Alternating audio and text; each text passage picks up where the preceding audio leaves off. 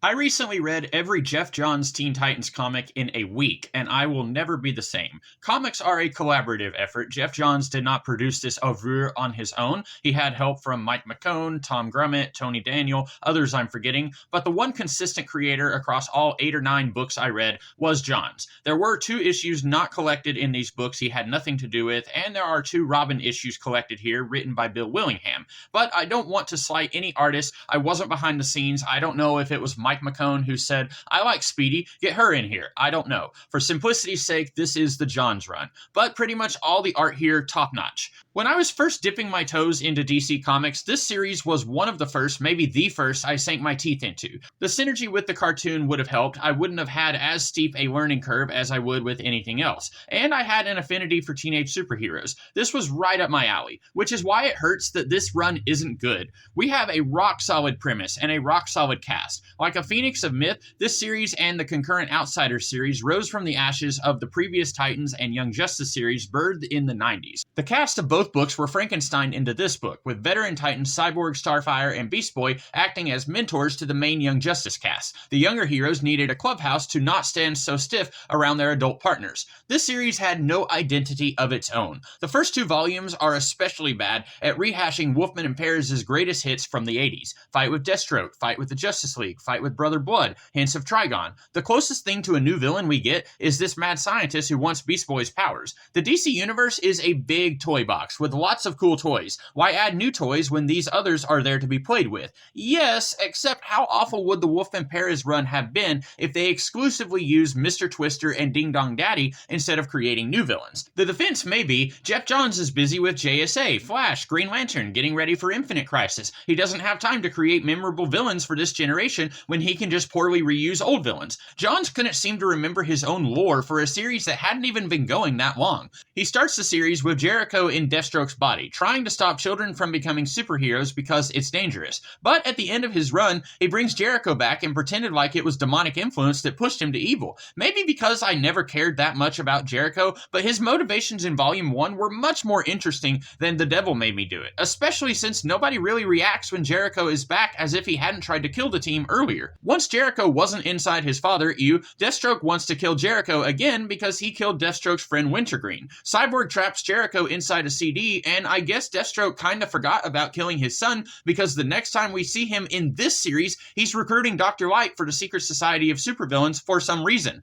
I happen to know because I read this garbage comic. He fought the Justice League. Apparently he would have done it for free. Not sure how that squares with his motivations here, and yes, he's a mercenary. He does whatever for money, but that's how he started out. He eventually slid more into good guy territory. But because Jeff Johns famously can't abide any comic not be like it was when he was a kid, he has to move Deathstroke back into being a full-on villain. Okay, but then how does him working with the Secret Society fit in with what you've established here? This isn't Snidely Whiplash. He's evil just because. We need character motivation. It's also extremely difficult to read this series in isolation. Starting with Volume 4, the entire DC Universe becomes critical reading if you're to understand this series. Superboy needs Robin to do some blood work for him, but this is when Tim Drake quit being Robin for about 3 seconds, so Superboy meets Stephanie Brown as Robin. This didn't even need to happen. They could have skipped it, but they had to shove in a Batman commercial. Volume 4 writes off the then current Legion of Superheroes and kicks off the new one. Then you get a crossover with the Outsiders, which might be financially burdensome to someone limited on which books they can read. They could skip those Outsiders issues and be confused on what's going on in the Titans issues, or skip the whole thing and be confused when Superboy is no longer with the team after this story. Then you get tie-ins with Identity Crisis, which, to their credit, this series does attempt to hold your hand if you didn't read Identity Crisis. It tells you Jack Drake died, it tells you the Justice League messed with Dr. Light's mind. I still don't like it. Comics should be fun. I shouldn't feel like I have to do homework when reading this series, but it does attempt to fill in any gaps. I cannot say that once it gets to Infinite Crisis. I have no idea what's going on because I haven't read Infinite Crisis or many of its lead-in miniseries.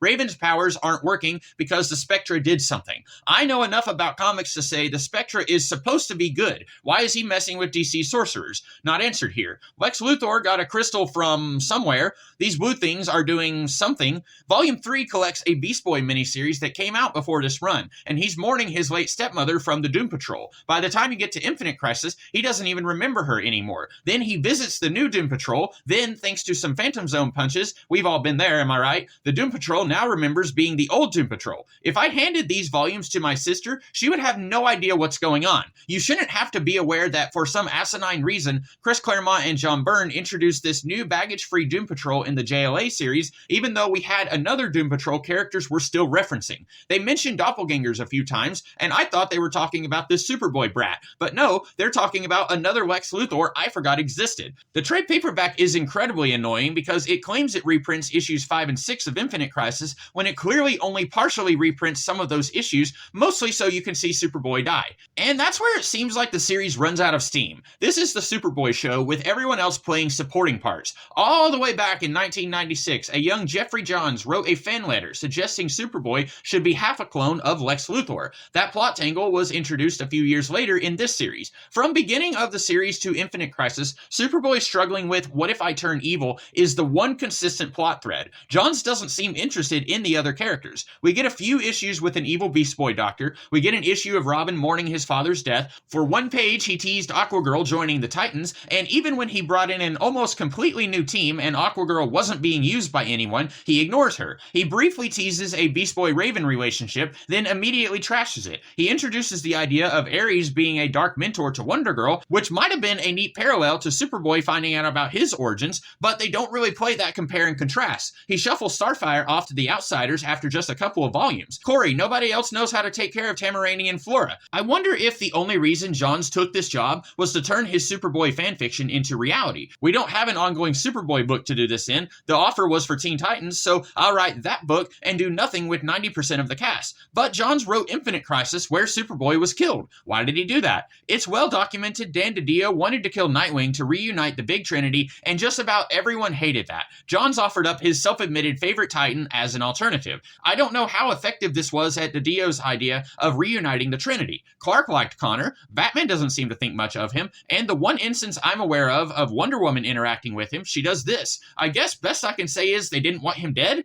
I don't like it when a writer kills a character just to prop up another character. This isn't that different from women in refrigerators. Kill Kyle's girlfriend. She's not important other than providing Kyle anguish. Kill Nightwing/Superboy. They're not important, but they can kick other heroes into action. This reminds me of Professor Xavier getting killed in Avengers vs. X-Men. If you as a writer cannot see the value of a character, that is a failing on your part as a writer. DiDio claimed this was in service of the story, but with how often he's tried and failed to kill Nightwing, I feel there's something else going on. Regardless, Jeff Johns sacrificed someone like a son to him, and that left the Titans series without an engine. It meandered along for a couple more volumes before Jeff Johns left, probably because he didn't have much else to say. Except even when Superboy was gone, and you'd hope Johns would take this opportunity to focus on other members of the team, the series is now about Robin trying to resurrect Superboy. The 1980s Titans series, there wasn't one character who was so central to the series that if removed, the whole thing fell apart. It was an ensemble series. When Tara was killed, it shook the team up, but it wasn't the end of the world for the series. Maybe Johns' career mostly being about solo heroes went his writing better to focusing mostly on one character. But when you're writing a team book, that can be a problem, especially when you want to kill that one character off. I should have been grateful for Johns refusing to let go of Superboy, because the final volume I read, some of it co-written by Adam Beechin, is nearly unreadable compared to the rest of the series. The rest of the DC Universe continues to be required reading so you can understand this book.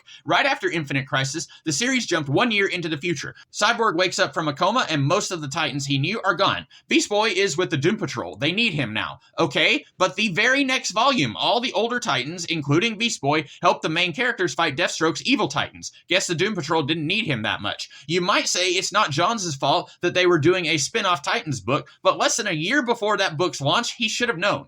Dula Din is killed in Countdown to Final Crisis, and the characters are looking for her killer. Jason Todd kicks Nightwing in the groin. I guess it's supposed to be funny, except the last time we saw Jason in this series, he tried to murder Tim. The investigation goes nowhere. Glad we wasted our time. We get a tease for a tie-in with Amazon's Attack. They can't even give us one issue that isn't tying in with other crap you need to read to understand this series. When Johns left, I didn't have discerning taste and quality, but even I could tell this garbage was going downhill. It doesn't feel good for me to realize how trash this comic is, like finding out your favorite uncle was a gun runner. But it freed up some shelf space, so that's something. I'll be back in the future with something else to talk about. Until then, have a good one.